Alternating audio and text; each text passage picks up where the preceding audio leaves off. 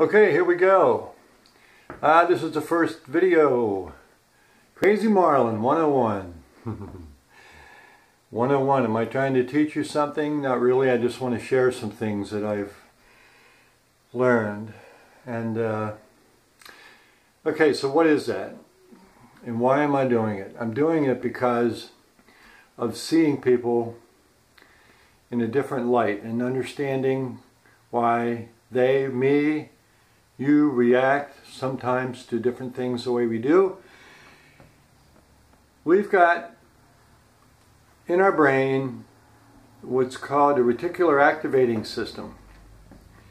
And what it does is it filters information. We hear something that we're not familiar with right away. Our brain filters that as though it's something that we are not familiar with, so we want to not get involved in it. Unless we pause, take a break, stop, and we know the person possibly that's sharing this with us, or the information that we're reading or watching. Now either we hear something and we think it's crazy, or maybe it's possible. It's just interesting. I say this because I found some information that I was sure was going to help someone that I had known for decades and been close to. So I did. I shared it, and I got back an email that said, oh, like UGH. This stuff like Deepak Chopra and Eckhart Tolle, can't deal with that kind of thing. I'm not into that. Metaphysical stuff, don't want to hear about this. In so many words.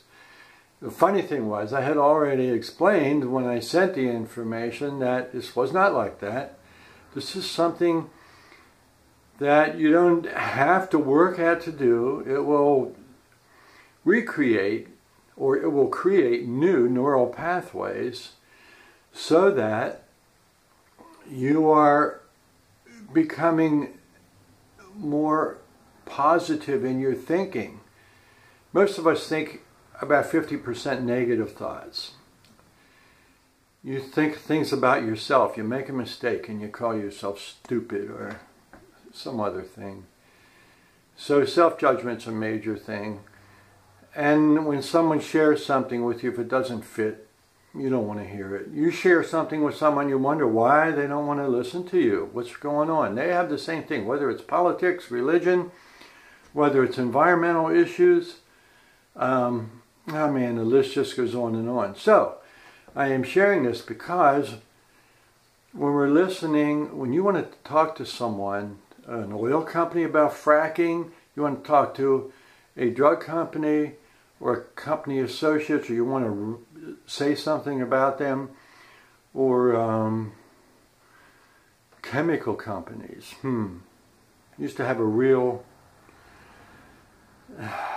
personal distaste for some of these things.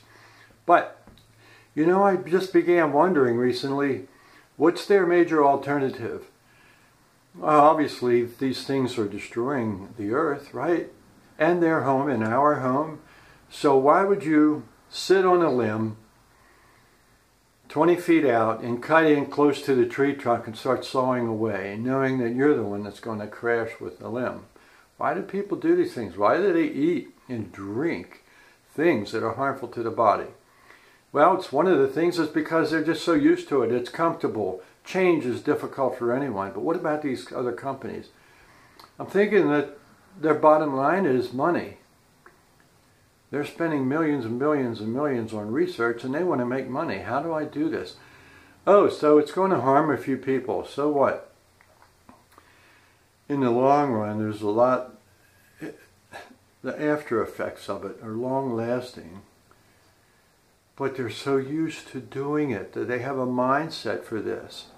So I'm wondering, can we ask different questions about working with ideologies that are harmful to all humankind,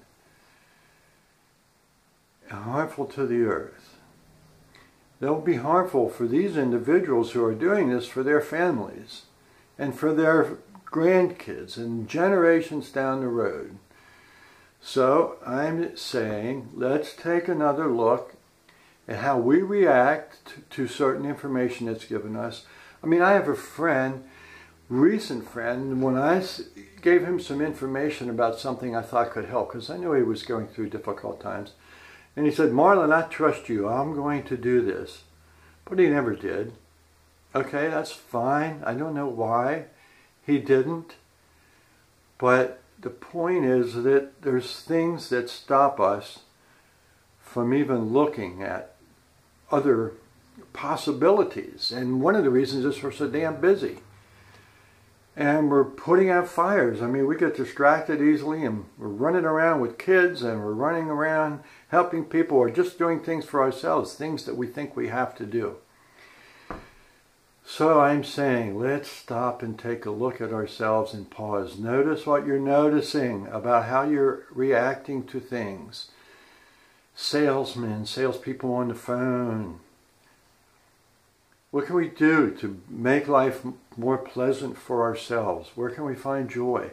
Our relationships. What questions can we ask of ourselves about how we're viewing our mates, our family, our parents, our children, workmates? That's all. I'm going to do some more videos, and probably they'll be a little more concise than this. This was just thrown together because I wanted to start something, and I wanted to do something to have, or to possibly get myself and others looking at possibilities rather than problems, asking different questions of ourselves and others about what we might do to gain clarity and find solutions. It's important to me. It's important that this earth continue and can be brought back to pristine, amazing, beautiful conditions. I think we're in a new age where the light of humanity is growing. Now, I know we have shadowy sides and we have light. You know, we got to learn about a lot of things, but we can share our hearts. We can find a way, excuse me, to do things for ourselves and all humankind. So if you find this interesting, go ahead and make a comment. I don't care what kind of comment you make. I'm looking forward to it. And other than that, look forward to talking again. Bye.